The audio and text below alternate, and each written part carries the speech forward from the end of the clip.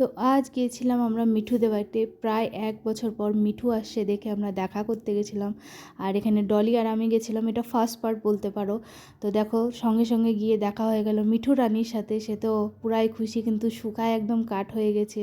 তো এখানে দেখে নিলাম মিঠুর ভাগ্নিকে যে আসছিল, ওরও বুনুর অন্নপ্রাশন, সেই জন্যে মুখে ভাত বলতে পারো, দুজনেরই একসাথে হবে সেই জন্যে।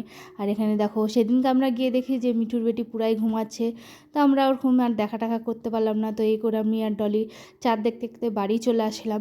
এটা ঠিক 1 সপ্তাহ পর মিঠুর যেদিন মেয়ের অন্নপ্রাশন, সেদিনকা আমি যে খুশি, ডলি, জামাই বাবু আমাদের সবাই মিলে গেছিলাম মিঠুদের বাড়ি। আর এখানে দেখো মিঠু আমাদের রিসিভ করতে চলে আসে। দেখো কত সুন্দর লাগছে, কমেন্ট অবশ্যই জানাবা কেমন লাগছে মিঠুকে দেখতে। তো গল্প স্বল্প করে আমরা ভিতরে আসতেই দেখলাম এই কুচি পায় এরও ওই দিনকার মুখে ভাত একসাথেই ছিল, দেখতেই পাচ্ছ। আর তারপর আমরা এই করে ভিতরে গেলাম, তো দেখতে পেলাম সবাই আত্মীয় কুটুম সবাই প্রায় ছিলই সেই টাইমে। তো এখানে দেখো মিঠুর মামি, তো মিঠুর বেটি এখানে ওর দিদির সাথে আড্ডা দিচ্ছিল। আর এই দেখো কুচি পাইকে দেখতেই পাচ্ছ খুবই কান্না করে। তো সেদিন আমরা নিয়ে এত চটকাচটকি করছি কিন্তু এক ফোঁটাও কান্দেনি, বরঞ্চ খুব খুশিই ছিল। ওর দেখো পুরা একদম হেসে খেলে একদম কী বলবো, সারাদিন যাইতে পারিনি ওই দিনকার, কিন্তু সন্ধ্যার পরেই যাইতে পারছি যেহেতু মা বাবাও আসছিলো ইসের থেকে, কুম্ভর থেকে, সেই জন্যে।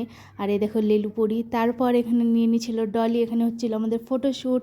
আর এই দেখো মিঠু রানী বসে দেখতেছিল ফটোশ্যুট। তারপর এখানে খুশিও নিল একটুখানি, খুশি তো বাচ্চা দেখলে পাগল হয়ে যায়, পুরা চটকাতে লাগিয়ে গেছিলো ওকে। তারপর এখানে চলে আসলো আমাদের অমিত জিজাজি, তো দেখতে পাচ্ছ খুবই খুশি দুইজনে। আর এটা হচ্ছে খুশির ঠাকুমা, আর এটা হচ্ছে খুশির বড় ভাগ্নি। সে বড্ড পাজি, একদম কি বলবো, ওর খালি ফোন লাগে। তো এখানে চলে আসলো কাকু, আর দেখতে পাচ্ছ সবার সাথে আলাপ আলোচনা হচ্ছিল। আর এখানে তো একদম গিফট নিয়ে টানাটানি। আর এটা ছিল কাকুর একটা বউ, মানে সবগুলো একদম বউ মিলে একাকার হয়ে গেছিলো, সেই জন্য সবার সাথে আলাপ আলোচনা করায় দিচ্ছিল কাকু। আর এখানে দেখো খুশিকে পুরো একদম চটকায় দিচ্ছে। মিঠু সেই টাইমে ছিল না, থাকলে একদম কুটে দিত খুশিকে। আর এখানে দেখো এত চিপকাচ্ছে ওর সাথে, বিরক্তি হয়ে গেছিলো। তাই যাই হোক,